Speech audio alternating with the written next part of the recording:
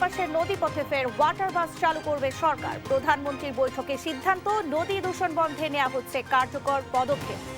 হুতিদের প্রতিরোধে সৌদি জোটে যোগ দিল বাংলাদেশ। দেয়া হবে প্রয়োজনীয় সহায়তা। ধর্মীয় প্রেক্ষাপটই নয়, গুরুত্বপূর্ণ কৌশলগত কারণও রয়েছে। আইনের শাসন ও ইনসাফ প্রতিষ্ঠা করবে বিএনপি, বললেন মির্জা ফখরুল। আগামী দিনগুলোতে আমরা যেটাতে আমরা প্রতিশ্রুতিবদ্ধ যে আমরা ন্যায় বিচার প্রতিষ্ঠিত করতে চাই। ফ্যাসিস্টের মতো আচরণ করছে সরকার, মন্তব্য জামায়াত আমিরের। যে খাসলতটা ফ্যাসিস্ট সরকারের ছিল সেটা আপনারা আবার ধারণ করতে যাচ্ছেন। জুলাই অভ্যুত্থানে যাত্রাবাড়িতে 85 জনকে হত্যার প্রমাণ ট্রাইব্যুনালের হাতে। ওবায়দুল কাদেরের বিরুদ্ধে সাক্ষ্য গ্রহণ শেষ, যুক্তিতর্ক 4 আগস্ট। ভুতুড়ে বিদ্যুৎ বিলে দিশেহারা রাজধানীর গ্রাহক, ব্যবহার একই হলেও মাস বেঁধে বিল 1.5 থেকে 2 গুণ, খতিয়ে দেখার আশ্বাস কর্তৃপক্ষের। 12 কেজি এলপিজির দাম বাড়ল 70 টাকা। এলএনজি টার্মিনাল বন্ধে আজও তীব্র গ্যাস সংকট, পাম্পে দীর্ঘ অপেক্ষায় দুর্ভোগে চালকরা। এবং হাম উপসর্গ নিয়ে একদিনে 4 জনের মৃত্যু, ডেঙ্গুতে প্রাণ গেল 2 জনের। সময় মতো টিকা না নেওয়া ও অসচেতনতায় বাড়ছে সংক্রমণ।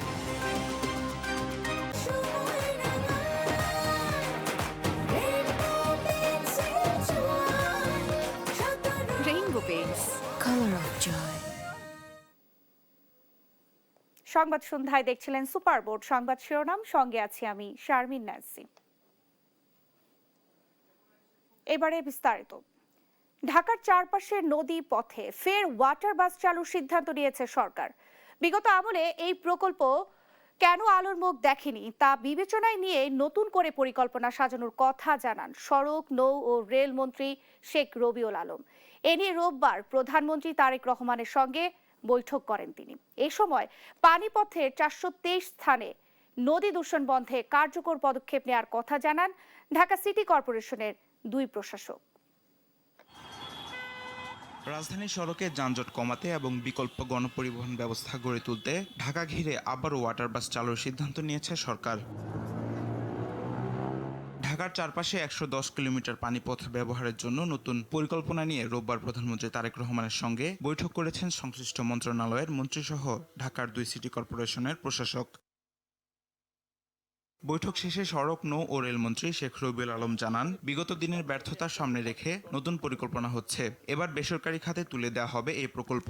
2 মাসের একটা পরিকল্পনা নেওয়া হয়েছে যে 2 মাস পরে আমরা বেসরকারি খাতকে হয়তো এখানে ইনভলভ করতে পারবো। আমরা চাচ্ছি দ্রুততম সময়ের মধ্যে করার জন্য, কিন্তু যে চ্যালেঞ্জগুলি আছে সেগুলি বিভিন্ন দপ্তরকে দায়িত্ব দেওয়া হয়েছে। তারা যত তাড়াতাড়ি এই চ্যালেঞ্জগুলি আপনার করতে পারবে, সমাধান করতে পারবে, তত তাড়াতাড়ি চালু হবে। বিগত সরকারের আমলে এই প্রকল্পে 10 বছরে লোকসান হয়েছে 57 কোটি টাকা। সেই সঙ্গে বিভিন্ন নৌপথে নিচু ব্রিজের স্থানে বিকল্প ভাবনা ও পরিকল্পনায় রাখা হয়েছে, যা আগামী 2 থেকে 3 মাসের মধ্যে চূড়ান্ত সিদ্ধান্তে পৌঁছাবে। একটা সময় 10 কোটি টাকা, 10 বছরে 57 কোটি টাকা বিআইডব্লিউটিসি লস করেছে।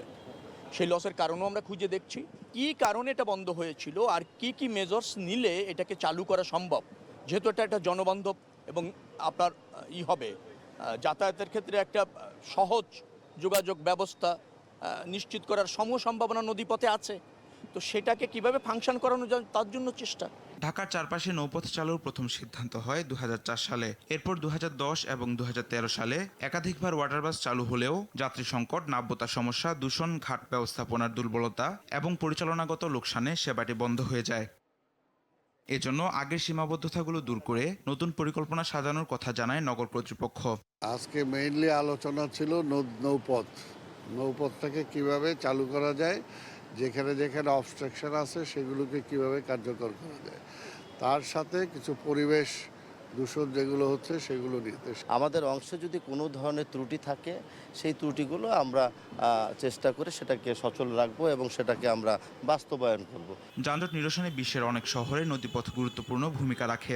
ঢাকায় অতীতের ব্যর্থতা থেকে শিক্ষা নিয়ে কার্যকর পরিকল্পনা বাস্তবায়ন করা গেলে ওয়াটার বাস নির্ভরযোগ্য বাহন হয়ে উঠতে পারে বলে জানান সংশ্লিষ্টরা। তামিম মাহবুব, দেশ টিভি, ঢাকা। তরুণ উদ্ভাবকরাই বাংলাদেশের ভবিষ্যৎ। তাদের গবেষণা, প্রযুক্তি উদ্ভাবন ও স্টার্ট আপ উদ্যোগে সরকার সবসময় পাশে থাকবে বলে আশ্বাস দিয়েছেন প্রধানমন্ত্রী তারেক রহমান। রোববার বিকেলে প্রধানমন্ত্রী তারেক রহমানের সাথে সাক্ষাৎ করেছেন আন্তর্জাতিক পর্যায়ে আন্ডার ওয়াটার রোবোটিক ড্রোন নির্মাণ প্রতিযোগিতা 2026-এর বিশ্ব চ্যাম্পিয়ন দল। সচিবালয়ের মন্ত্রী পরিষদ বিভাগের প্রধানমন্ত্রীর কার্যালয়ে এই সাক্ষাৎ হয়। এ সময় প্রধানমন্ত্রী বলেন, সেমিকন্ডাক্টর, ফার্মাসিউটিক্যালস, ফার্নিচার ও কসমেটিক্সের মতো নতুন রপ্তানি খাত গড়ে তুলে দেশের অর্থনীতিকে আরো শক্তিশালী করতে হবে। আন্তর্জাতিক অঙ্গনে বাংলাদেশের জন্য গৌরব বয়ে আনায় দলটির সদস্যদের অভিনন্দন জানিয়ে বলেন, এই ধরনের উদ্ভাবন দেশের প্রযুক্তিগত সক্ষমতাকে নতুন উচ্চতায় নিয়ে যাবে।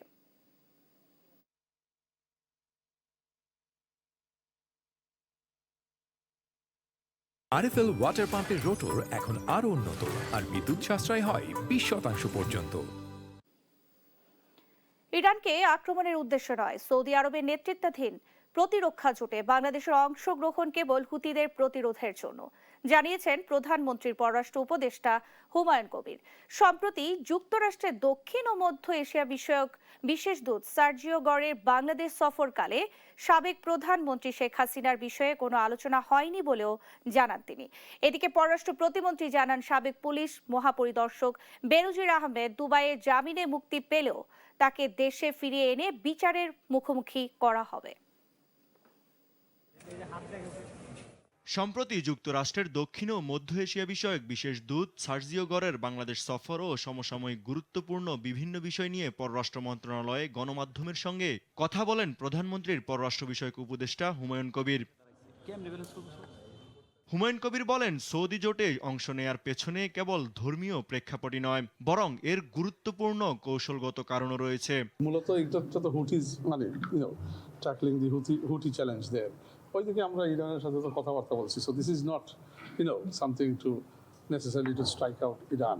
আন্তর্জাতিক কূটনীতিতে বাংলাদেশের অবস্থান প্রসঙ্গে তিনি বলেন, প্রধানমন্ত্রীর সাম্প্রতিক চীন সফরের পরপরই যুক্তরাষ্ট্রের প্রতিনিধি দলের সাথে তার বৈঠক ভারসাম্যপূর্ণ পররাষ্ট্রনীতির অংশ। যেমন চাইনিজ ইনভেস্টমেন্ট বাংলাদেশে আছে, আমেরিকান ইনভেস্টমেন্ট, ওয়েস্টার্ন ইনভেস্টমেন্টও আছে। মানে আমরা বাংলাদেশের মাটি অথবা আমাদের স্পেসটা কোনোভাবে যাতে কেউ কনফ্লিক্টিং বা সাংঘর্ষিক কোনো কিছুতে we won't let it be used for that purpose. Donald ট্রাম্পের বিশেষ দূত সার্জিও গরের বাংলাদেশ সফরকালে সাবেক প্রধানমন্ত্রী শেখ হাসিনার বিষয়ে কোনো আলোচনা হয়নি বলেও স্পষ্ট জানিয়ে দেন এই উপদেষ্টা। শেখ হাসিনা এখন irrelevant topic, nobody talks about a terrorist, বুঝছেন, কারিয়াস। এদিকে আরেক অনুষ্ঠানে পররাষ্ট্র প্রতিমন্ত্রী বলেন, সংযুক্ত আরব আমিরাতে সাবেক আইজিপি বেনজির আহমেদের জামিন পাওয়া দেশটির আইনি প্রক্রিয়ার অংশ। তাকে দেশে ফিরিয়ে এনে বিচারের মুখোমুখি করতে দেশটির সরকারের সঙ্গে যোগাযোগ অব্যাহত রয়েছে। সংযুক্ত আরব আমিরাতের আইন অনুযায়ী তারা ব্যবস্থা নিচ্ছে, সেটা অবশ্যই আমাদের সরকার তাদের সাথে কথা বলবে, আমাদের হোম মিনিস্ট্রি তাদের সাথে কথা বলে পরবর্তী কি পদক্ষেপ আমরা নিতে পারি সেটা আমরা সিদ্ধান্ত নেব। ইউসুফ ভুঁইয়া, দেশ টিভি, ঢাকা। সরকার ন্যায় বিচার আইনের শাসন এবং সামাজিক ইনসাফ প্রতিষ্ঠা করতে চায়, এমনটি জানিয়েছেন স্থানীয় সরকার ও বিএনপি মহাসচিব মির্জা ফখরুল ইসলাম আলমগীর। রোববার ঠাকুরগাঁও জেলা আইনজীবী সমিতির সংবর্ধনা অনুষ্ঠানে এইসব কথা বলেন তিনি। এর আগে ঠাকুরগাঁয়ে ডায়াবেটিক ও স্বাস্থ্যসেবা হাসপাতালে বিনামূল্যে চক্ষু সেবা কার্যক্রমের উদ্বোধন করেন তিনি। এই সময় বলেন, স্বাস্থ্যসেবার উন্নয়নে কাজ করছে সরকার। রোববার দুপুরে ঠাকুরগাঁও জেলা আইনজীবী সমিতির সংবর্ধনা অনুষ্ঠানে যোগ দেন স্থানীয় সরকার, পল্লী উন্নয়ন ও সমবায় মন্ত্রী মির্জা ফখরুল ইসলাম আলমগীর। এ সময় তিনি বলেন, সরকার ন্যায় বিচার আইনের শাসন ও সামাজিক ইনসাফ প্রতিষ্ঠা করতে চায়, বলে দক্ষ প্রশাসন গড়ে তোলা হবে। আগামী দিনগুলোতে আমরা যেটাতে আমরা প্রতিশ্রুতিবদ্ধ যে আমরা ন্যায় বিচার প্রতিষ্ঠিত করতে চাই, আমরা আইনের শাসন প্রতিষ্ঠা করতে চাই এবং সমাজে ইনসাফ প্রতিষ্ঠা করতে চাই, এই বিষয়গুলো আমাদের মাথায় রাখতে হবে। দীর্ঘ লড়াই সংগ্রাম শেষে ফ্যাসিস্ট শাসন ব্যবস্থা থেকে মুক্ত হয়েছে দেশ। এখন গণতান্ত্রিক ব্যবস্থাকে সুদৃঢ় করার কাজ চলছে বলেও জানান মির্জা ফখরুল। বাংলাদেশে একটা দীর্ঘ লড়াই হয়েছে, সংগ্রাম হয়েছে, আমরা একটা ফ্যাসিস্ট একটা শাসন ব্যবস্থা থেকে বেরিয়ে আসতে সক্ষম হয়েছি। নতুন একটা সম্ভাবনা সৃষ্টি হয়েছে, সেই সম্ভাবনা হচ্ছে একটা গণতান্ত্রিক ব্যবস্থাকে সুদৃঢ় করা। গণতন্ত্র যদি চলে, গণতন্ত্র যদি প্র্যাকটিস হয়, তাহলে বাকি সব কাজগুলো হয়ে যায়। এর আগে ঠাকুরগাঁওয়ে ডায়াবেটিক ও স্বাস্থ্যসেবা হাসপাতালে নেপালের সহযোগিতায় 5 দিনব্যাপী বিনামূল্যে চক্ষু সেবা কার্যক্রমের উদ্বোধন করেন মির্জা ফখরুল ইসলাম আলমগীর। অনুষ্ঠানে তিনি বলেন, স্বাস্থ্যসেবার উন্নয়নে সরকার কাজ করছে। এরই মধ্যে হাসপাতালগুলোতে শয্যা সংখ্যা বাড়ানো হয়েছে। স্বাস্থ্যসেবার জন্য আমাদের যে হাসপাতাল আছে 250 বেডের ছিল, সেটাকে ইতিমধ্যে 600 বেডে রূপান্তর করা হয়েছে। এটা আপনার কাজ শুরু করুন। আমরা একটা মেডিকেল কলেজ এখানে স্থাপন করতে যাচ্ছি। ইনশাআল্লাহ আগামী বছর থেকে এখানে ছাত্র ভর্তি শুরু হবে এবং কয়েক বছরের মধ্যেই আপনার মেডিকেল কলেজটি পাকা হয়ে যাবে। ছেলেমেয়েরা সবাই সেই মেডিকেল কলেজ হসপিটাল তারা পড়াশোনা করতে পারবে। আমরা চেষ্টা করছি কাজগুলো যত দ্রুত করা যায় স্বাস্থ্যসেবার ক্ষেত্রে। ফারজানা আফরোজ টুম্পা, নিউজ ডেস্ক, দেশ টিভি। পুরনো নির্যাতনের স্মৃতি ভুলে গিয়ে অতীতের ফ্যাসিস্টের মতোই আচরণ করছে বিএনপি, এমন মন্তব্য করেছেন বিরোধী দলীয় নেতা ও জামায়াত আমির ডাক্তার শফিকুর রহমান। রোববার দুপুরে জাতীয় প্রেস ক্লাবে এক আলোচনা সভায় এই কথা বলেন তিনি। বলেন, ফ্যাসিস্টরা যেমন বিরোধী মত দমন করত, তেমনটাই শুরু করেছে বিএনপি। জুলাই গণঅভ্যুত্থানের দ্বিতীয় বর্ষপূর্তি উপলক্ষে বাংলাদেশ লেবার পার্টির আয়োজনে জান দিব জুলাই দিব না শীর্ষক আলোচনা সভা। এতে অংশ নেন বিরোধী দলীয় নেতা ও জামায়াতে ইসলামের আমির ডাক্তার শফিকুর রহমান সহ 11 দলের শীর্ষ নেতারা।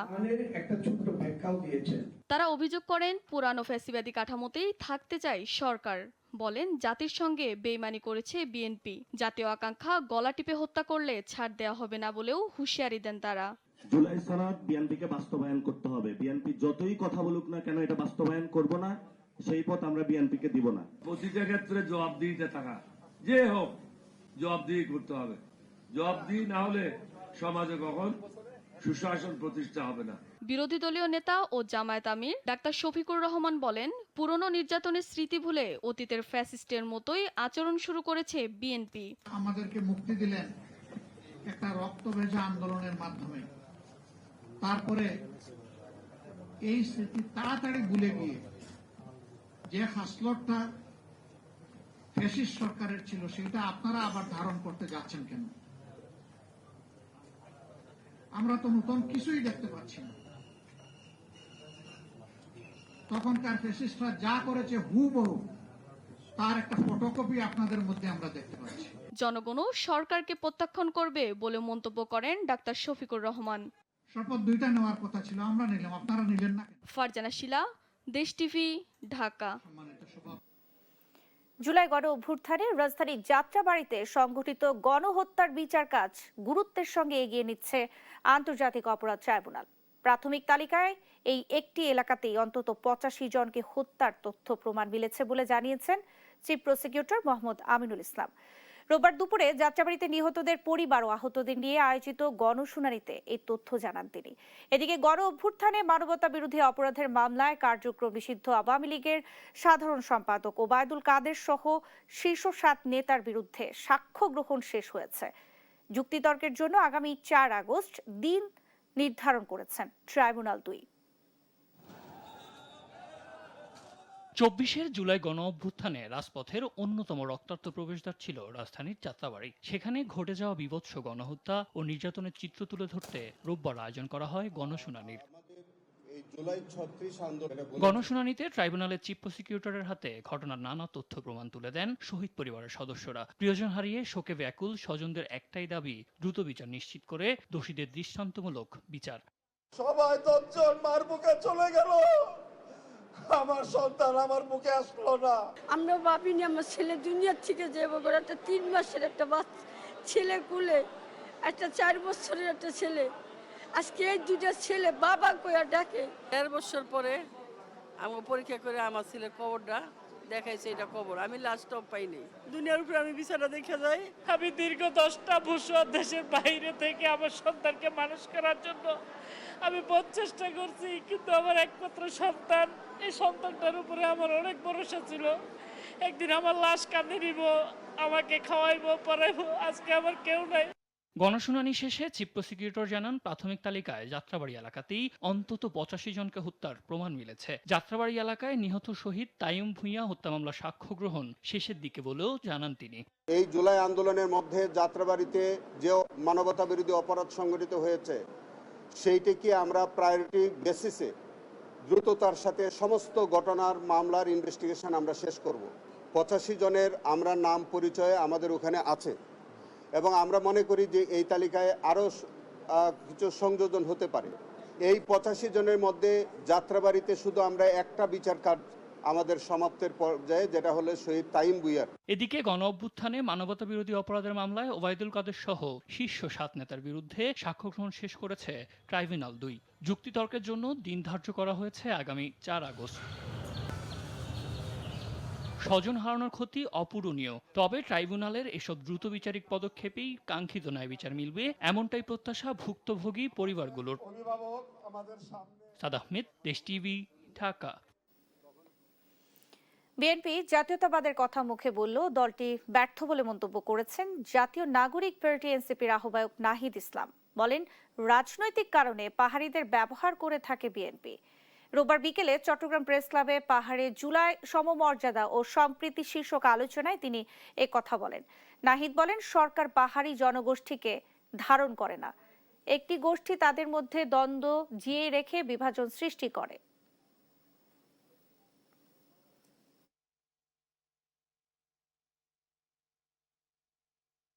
বিএনপি বাংলাদেশি জাতীয়তাবাদের কথা বললো, এই দায়িত্বটা বিএনপির থাকলো। গত 50 বছরে বিএনপি এই দায়িত্ব পালনে ব্যর্থ হয়েছে। যেরকম জুলাই সনদ নিয়ে এই সরকার প্রতারণা করেছে জনগণের সাথে, নির্বাচনের আগে অনেক কিছু বলতে হয়, এই জন্য তারা বলেছে জুলাই সনদে সাইন করেছে। একইভাবে প্রত্যেকটা কমিউনিটির কাছে, হিন্দুদের কাছে গিয়েও কিন্তু তারা মিথ্যাভাবে বলেছে যে তাদেরকে ভোট না দিলে তাদের কোনো নিরাপত্তা থাকবে না। এবার আইডিএলসি বাণিজ্য বার্তা।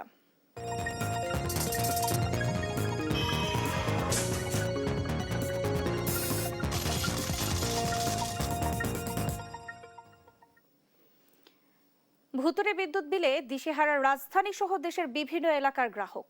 অভিযোগ, বিদ্যুতের ব্যবহার প্রায় একই থাকলেও বিল এসেছে স্বাভাবিকের তুলনায় 1.5 থেকে দ্বিগুণ, কোথাও কোথাও 3 গুণ পর্যন্ত। প্রিপেড মিটার ব্যবহারকারীরা বলছেন, রিচার্জের টাকা আগের তুলনায় অনেক দ্রুত শেষ হয়ে যাচ্ছে। এতে বাড়ছে সাধারণ মানুষের আর্থিক চাপ। অভিযোগগুলো খতিয়ে দেখার উদ্যোগ নিয়েছে বিদ্যুৎ বিভাগ। তবে বিশেষজ্ঞদের মতে শুধু তদন্ত নয়, গণশুনানির মাধ্যমে সমস্যার কার্যকর সমাধান নিশ্চিত করতে হবে। মুখলেসুর রহমানের ক্যামেরায় বিস্তারিত জানাচ্ছেন ঝর্ণা রায়। রাজধানীর খিলগাঁওয়ের বাসিন্দা মাইনুদ্দিন। জুন মাসে বাড়ির বিদ্যুৎ বিল ছিল 19,091 টাকা, অথচ সমপরিমাণ বিদ্যুৎ ব্যবহার করে জুলাই মাসে বিল আসে 28,386 টাকা। তার দাবি, সরকার যে হারে বিদ্যুতের দাম বাড়িয়েছে সেই হিসাবে এত বেশি বিল আসার কোনো কারণ নেই। যে যতটুকু ইউজ করে তার থেকে 3 গুণ দিচ্ছে আর কি বিল, এরকমের মানে আগের তুলনায় অনেক, যেটা মানে এক এক ধরে বলা যায় সামর্থ্যের বাহিরেই চলে যাচ্ছে। একই অভিযোগ মোহাম্মদপুরের বাসিন্দা এস.এম. আব্বাসের। জুলাই মাসে তার কাছেও এসছে অস্বাভাবিক বিদ্যুৎ বিল। ক্ষোভ জানিয়ে সামাজিক যোগাযোগ মাধ্যমেও লিখেছেন তিনি। দেশে বিদ্যুতের গ্রাহক প্রায় 5 কোটি। এর বড় একটি অংশ এখনো পোস্টপেড মিটার ব্যবহার করেন। অনেকের অভিযোগ, নিয়মিত মিটার রিডিং নেওয়া হয় না। কোথাও অনুমান নির্ভর বিল করা হয়, আবার কোথাও কয়েক মাসের মিটার রিডিং একসঙ্গে যোগ করে পাঠানো হয় বিল। বিলের পরিস্থিতি আগের থেকে বেশি আসতেছে, আর সরকার বলছিল যে ডিমান্ড চার্জ আসবে না, কিন্তু এখনো ডিমান্ড চার্জ আসতেছে। অন্যদিকে প্রিপেড মিটার ব্যবহারকারীদের অভিযোগ, আগে যেখানে মাসে 2 বার রিচার্জ করলেই চলতো, এখন সেখানে 3 থেকে 4 বার রিচার্জ করতে হচ্ছে, অথচ বিদ্যুৎ ব্যবহারে তেমন কোনো পরিবর্তন আসেনি। আগে কম আসতো, আগে 1500-1200 এরকমের আসতো, এখন 2-2.5 হাজার টাকা বিল আসে। একই রকম, আরো বরঞ্চ আমরা কমাই দিয়েছি বিদ্যুৎ ইয়ে করার। আগে গ্যাস ছিল না, আমরা কারেন্টের চুলা জ্বালাইতাম, এখন তো কারেন্টের চুলা অফ, কারণ গ্যাস আছে। এখন ওই গ্যাসেই আমরা রান্না করি, গ্যাসেই সব কিছু করি। দ্রব্যমূল্যের দাম বেশি, এই অবস্থা কারেন্ট বিল বেশি হইলে জনগণের ভোগান্তি ছাড়া কিছু না। চলতি বছরের জুন মাসে পাইকারি, খুচরা এবং সঞ্চালন পর্যায়ে বিদ্যুতের দাম বাড়ানোর পর থেকেই বাড়তি বিল নিয়ে অভিযোগ বাড়তে থাকে। শুধু রাজধানীই নয়, বিভিন্ন জেলা থেকেও একই ধরনের অভিযোগ আসছে। যদিও এ বিষয়ে বিদ্যুৎ বিভাগের কেউই গণমাধ্যমে কথা বলতে রাজি হননি। তবে কয়েকদিন আগে বিদ্যুৎ, জ্বালানি ও খনিজ সম্পদ মন্ত্রী ইকবাল হাসান মাহমুদ জানিয়েছেন, গ্রাহকদের অভিযোগ খতিয়ে দেখা হচ্ছে।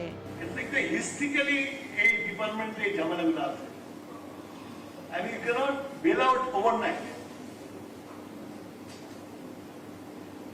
আমরা চেষ্টা করছি, আমরা এই নিউজটা আসার পর থেকে আমাদের প্রত্যেকটা ইউটিলিটি অ্যালার্ট হয়ে গেছে। জ্বালানি বিশেষজ্ঞদের মতে শুধু তদন্ত করলেই হবে না, গণশুনানির মাধ্যমে অভিযোগ নিষ্পত্তি করতে হবে।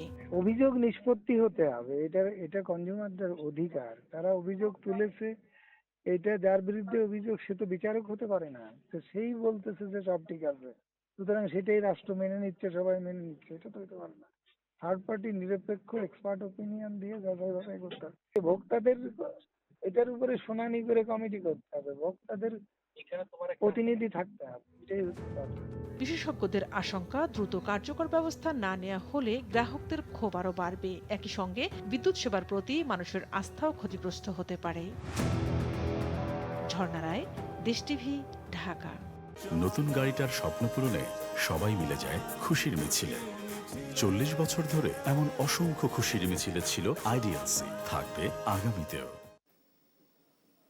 সাবেক আইজিপি বেনজির আহমেদের জামিন বাতিলে সরকার ল ফার্ম নিয়োগ দিয়েছে বলে জানিয়েছেন স্বরাষ্ট্রমন্ত্রী সালাউদ্দিন আহমদ। রোববার বিকেলে রাজশাহী জেলা পুলিশ লাইনে পুলিশ ইউনিটের সঙ্গে মত বিনিময় শেষে তিনি এ কথা বলেন।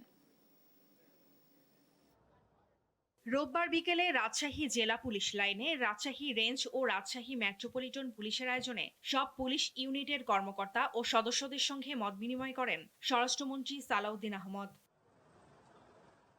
সাবেক আইজিপি বেনজির আহমেদের জামিনে মুক্তি প্রসঙ্গে তিনি বলেন, বেনজিরের জামিন বাতিলে ল ফার্ম নিয়োগ দিয়েছে সরকার। তারা আইনানুগভাবে গেছে, আমরা ল ফার্ম নিয়োগ করেছি, আমাদের চেষ্টা আমরা করছি, আমরা আশা করছি এগুলো আমরা বেল ক্যান্সেল করতে পারবো এবং দ্রুত সময় থাকে তারা দিতে পারবে। এর আগে সকালে রাজশাহীতে বাংলাদেশ পুলিশ একাডেমিতে ২৭তম বিসিএস পুলিশ ব্যাচের প্রথম পর্যায়ের প্রশিক্ষণ সমাপনী কুচকাওয়াজ অনুষ্ঠানে অংশ নেন স্বরাষ্ট্রমন্ত্রী সালাউদ্দিন আহমদ। সাংবাদিকদের এক প্রশ্নের জবাবে স্বরাষ্ট্রমন্ত্রী বলেন, আগস্ট এলেই কার্যক্রম নিষিদ্ধ আওয়ামী লীগের তৎপরতা বাড়ে। যে কোনো নাশকতার পরিকল্পনা এড়াতে নজরদারি বাড়ানো হয়েছে। আওয়ামী ফ্যাসিবাদী গোষ্ঠী, যেটা নিষিদ্ধ ঘোষিত রাজনৈতিক গোষ্ঠী, তাদের বিভিন্ন কার্যক্রম আগস্ট মাসে পরিলক্ষিত হচ্ছে, তো সেই জন্য আমরা সবাইকে সতর্ক থাকতে বলেছি। অনুষ্ঠানে অভিবাদন গ্রহণ শেষে বিভিন্ন বিষয়ে শ্রেষ্ঠত্ব অর্জনকারী প্রশিক্ষণার্থীদের পুরস্কার প্রদান করেন স্বরাষ্ট্রমন্ত্রী। ফারজানা আফরোজ টুম্পা, নিউজ ডেস্ক, দেশ টিভি। 12 কেজি এলপিজি সিলিন্ডারের দাম বাড়ল 70 টাকা।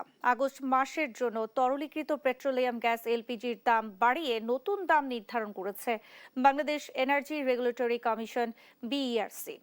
12 কেজির এলপিজি সিলিন্ডারের নতুন খুচরা মূল্য 1598 টাকা নির্ধারণ করা হয়েছে। গত মাসে এর দাম ছিল 1528 টাকা।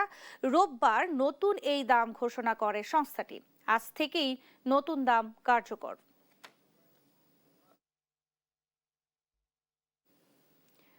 তরলীকৃত প্রাকৃতিক গ্যাস বা এলএনজি সরবরাহ কমে যাওয়ায় তীব্র রূপ নিয়েছে গ্যাস সংকট। এক সপ্তাহেরও বেশি সময় ধরে চলা এই সংকটে চরম ভোগান্তিতে পড়েছেন যানবাহন চালক ও সিএনজি গ্রাহকরা।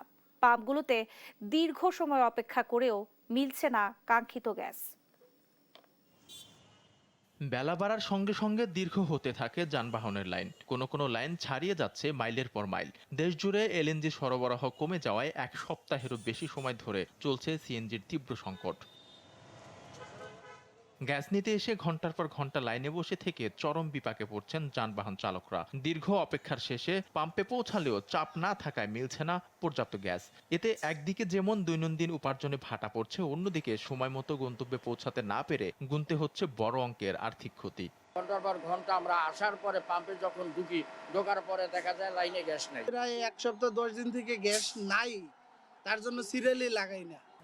আমি একজন ব্যবসায়ী, এখনো দোকানে যাত্রী পাইতেছি না, এটা আমাদের অসুবিধা না? ফ্যাক্টরি, যানবাহন সবকিছু দেশ অচল হয়ে যাবে যদি গ্যাস গ্যাসের সমস্যার সমাধান না হয়। পুরনো গ্যাসই পাই না, টোটালি গ্যাসে পাওয়া যায় না। ভোগান্তির এই চিত্রে ক্ষুব্ধ কেবল চালকেরাই নন, বিপাকে পড়েছেন পাম্প মালিক পক্ষ। বেশিরভাগ এলএনজি পাম্পেই সকাল 9:30 থেকে বিকেল 4টা পর্যন্ত গ্যাস সরবরাহ বন্ধ থাকছে। কাল 9টা 9:30টার দিক বন্ধ হয়ে যায়, আবার দেখা যায় যে গ্যাস চলে যাওয়ার পরে 4টার দিকে আবার আসে। 2 সপ্তাহ ধরে সিএনজি গ্যাস নাই, আমরা যা আছে এলপিজি গ্যাস দিচ্ছি। এইভাবে সারাদিন ভরে না বসে থেকে ডিউটি করতেছি, কি করব? কিছু করার নেই তো। লাইনের গ্যাস না হলে আমরা কিভাবে গ্যাস দেব? সাফিসিয়েন্ট গ্যাস দিতে পারতেছি না। গ্যাস আগে যা দিতাম তার চেয়ে 1/3 দিতে পারতেছি। তা আমাদের ইলেকট্রিসিটি বিল আগের মতোই উঠতেছে, কিন্তু আমাদের কোনো গ্যাস সেল হচ্ছে না।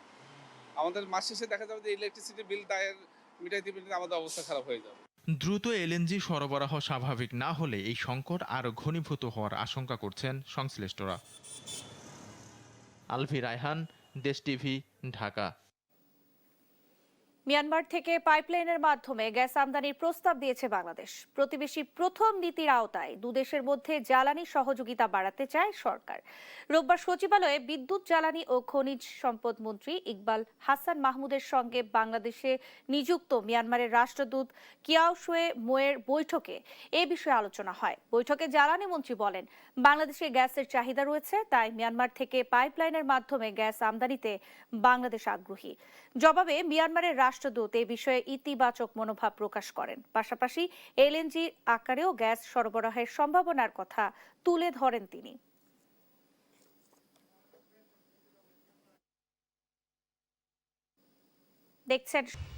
দেখছেন সংবাদ সন্ধ্যা।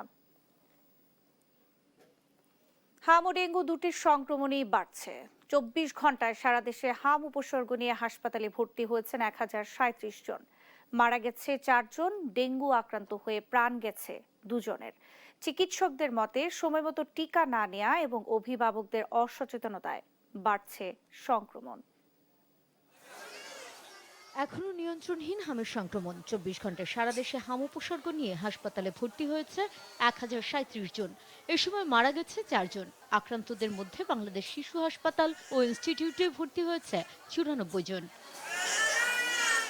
চিকিৎসকদের ভাষ্য, নির্ধারিত সময়ে টিকা না নেওয়ার কারণেই পরিস্থিতি জটিল হয়েছে। টিকা দিয়ে দেয় না অনেক ক্ষেত্রে, 9 মাস এবং 15 মাসে দেখা গেল 9 মাসে দিছে, 15 মাসেও দেয়নি।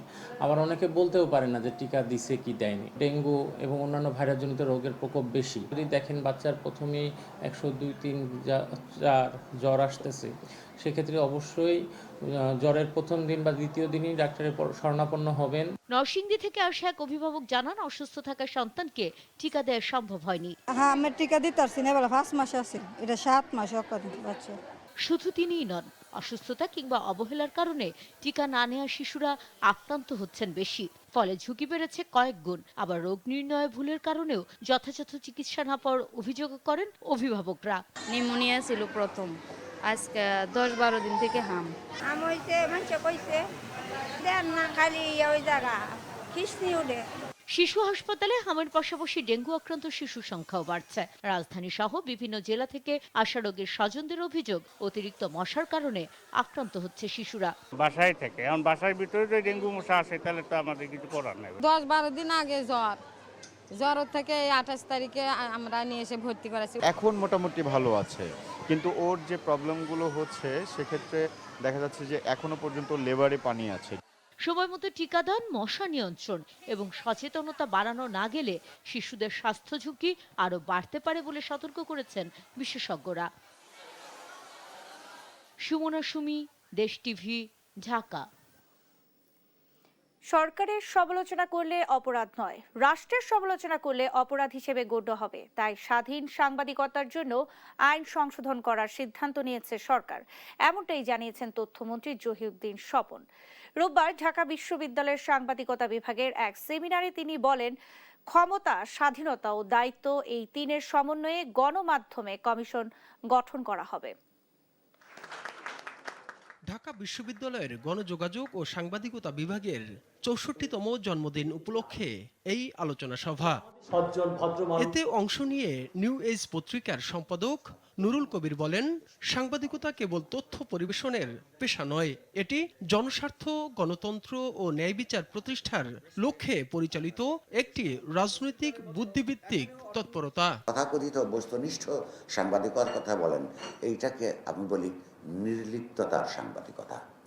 অর্থাৎ সমাজের মানুষের কি অবস্থা, অধিকাংশ মানুষের, সেই ব্যাপারে তারা নির্লিপ্ত, তথ্য দিয়েই যেন তারা মুক্তি লাভ করেন, দায়িত্ব খালাস মনে করেন। আর বস্তুনিষ্ঠ সাংবাদিকতার উপর গুরুত্ব আরোপ করেন ঢাকা বিশ্ববিদ্যালয়ের উপাচার্য।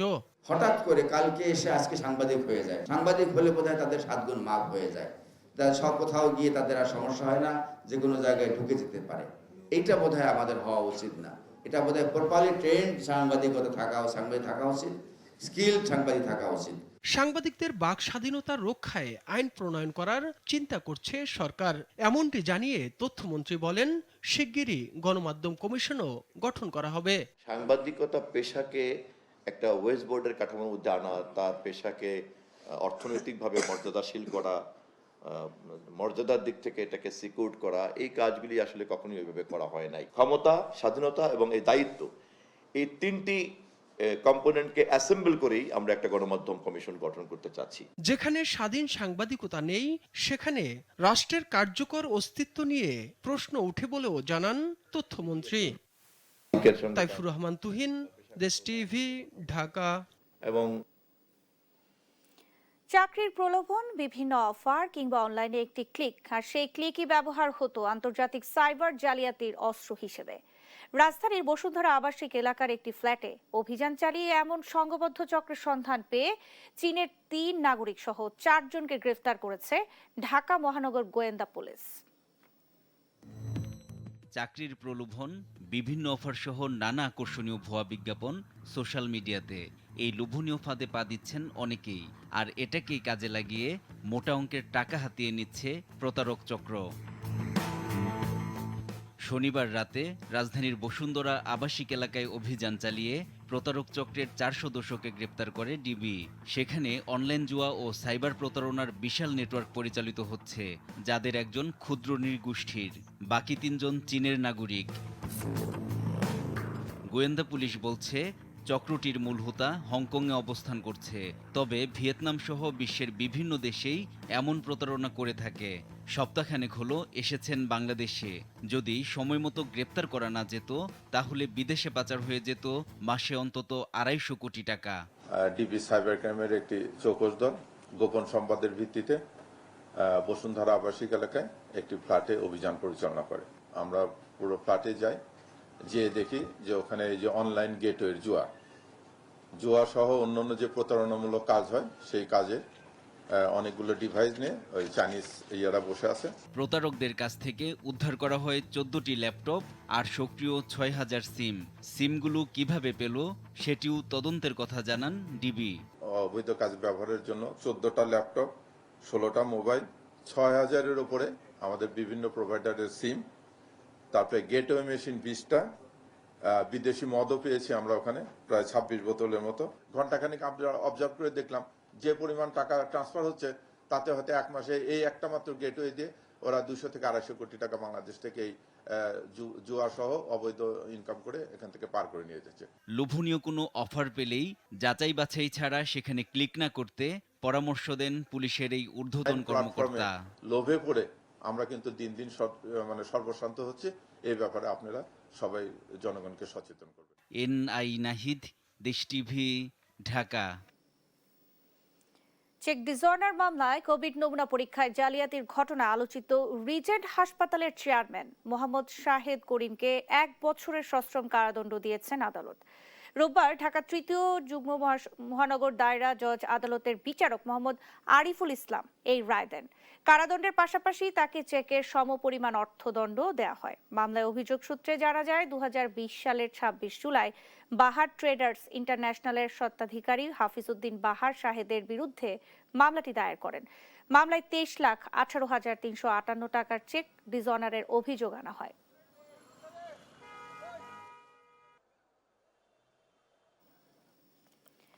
আপিল বিভাগের বিচারিক কার্যক্রমে রোববার যুক্ত হলেন সদ্য নিয়োগপ্রাপ্ত ডেপুটি ও সহকারী অ্যাটর্নি জেনারেলরা। এ সময় নতুন আইন কর্মকর্তাদের সততা ও নিষ্ঠার সঙ্গে দায়িত্ব পালনের তাগিদ দেন অ্যাটর্নি জেনারেল রুহুল কুদ্দুস কাজল।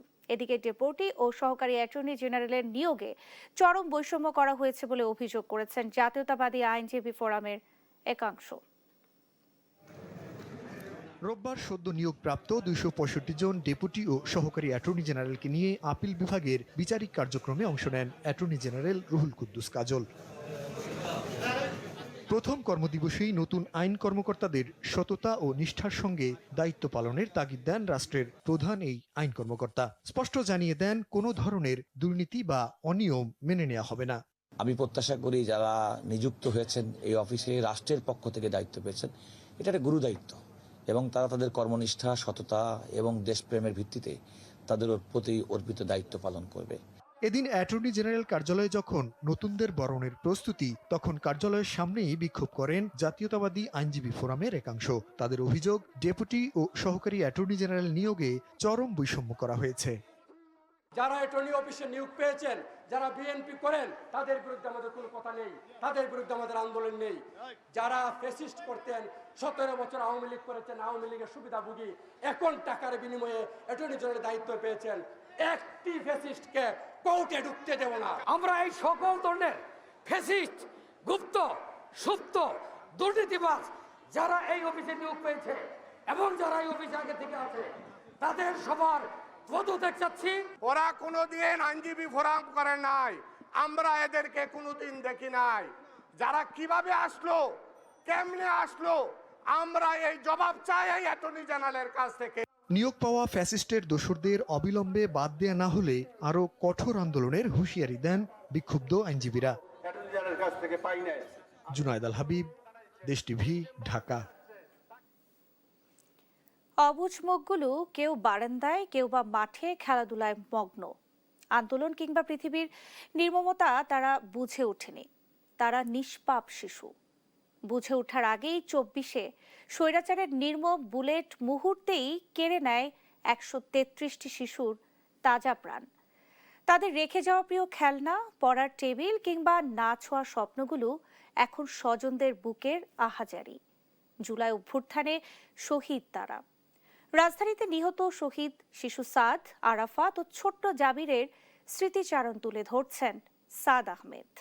খুশি হয়েছিল যে এই করার জন্য, আর এই যে পোশাক গাইতে দেখেন কত লম্বা মাদ্রাসার পোশাক, একমাত্র শিশু সন্তানের রেখে যাওয়া পাঞ্জাবি আর খেলনা হাতে কান্নায় ভেঙে পড়েন 24-এর জুলাই গণ অভ্যুত্থানে নিহত শহীদ সাদ মাহমুদ খানের বাবা। এসব আঁকড়ে ধরেই বাকরুদ্ধ হয়ে পড়েন। গণ অভ্যুত্থানের 20 জুলাই আন্দোলন চলাকালে সাভারে গুলিতে প্রাণ হারায় পরিবারের একমাত্র ছেলে সাদ মাহমুদ। আমার একটা মাত্র ছেলেই, ওর যে ভাই এই ছেলেটা গুলি লাগে বুঝছেন, রক্তক্ষরণে ও পাউডার হেঁচড়াইতেছে, ভিডিওতে আমি দেখতে পাই বুঝছেন, আমার কলজা কুলায় না যখন ভিডিও দেখছি মাঝে মাঝে। শুধু সাদ মাহমুদই নয়, 2024 সালের 5 আগস্ট উত্তরায় গুলিবিদ্ধ হয়ে দীর্ঘ 4.5 মাস মৃত্যুর সাথে পাঞ্জা লড়েছিল শিশু আরাফাত হোসাইন। সে বছর 22 ডিসেম্বর সিএমইচে মারা যান। মৃত্যুর আগে আইসিইউর দরজার ফুটো দিয়ে ছটফট করা ছেলেকে দেখার সেই দৃশ্য এখনো তাড়া করে বেড়ায় মাকে। সেই থেকে আর ঘুমাতে পারেন না আরাফাতের মা, রাঁধেন না ছেলের পছন্দের কোনো খাবারও।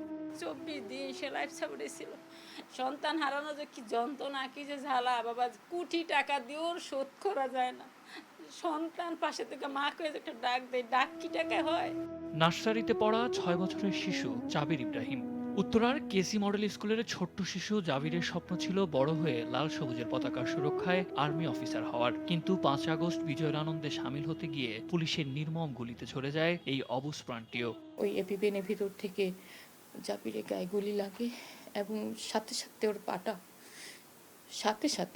পাটা মুহূর্তের মধ্যে একদম ভিজে যায়। জাবির আর হাঁটতে পারছিল না। শুধুমাত্র জাবিরের না, আমি সমস্ত শহীদের বিচার। একটি শিশু হত্যা মানে কেবল একটি প্রাণের মৃত্যু নয়, একটি সম্ভাবনার মৃত্যু, একটি ভবিষ্যৎ আর একটি পরিবারের চিরতরে আলোহীন হয়ে যাওয়া। আদরের সন্তান হারানো স্বজনদের বুকের ভেতর এখন শুধুই এক নিথর নীরবতা। আর একটাই প্রশ্ন, যে অবুঝ চোখগুলো রক্তের মানেই বুঝলো না কোন অপরাধে নিভিয়ে দেওয়া হলো তাদের অমলিন হাসিগুলো। শুধু আরাফাত কিংবা জাবির নয়, এমন প্রায় 133টি নিষ্পাপ শিশুর রক্তে লেখা হয়েছে নতুন বাংলাদেশের ইতিহাস। বুক খালি হওয়া এসব মা বাবার একটাই চাওয়া, বেঁচে থাকতেই যেন দেখে যেতে পারেন সন্তান হত্যাকারীদের দৃষ্টান্তমূলক ও কঠোর শাস্তি। সাদ আহমেদ, দেশ টিভি, ঢাকা। দেখছেন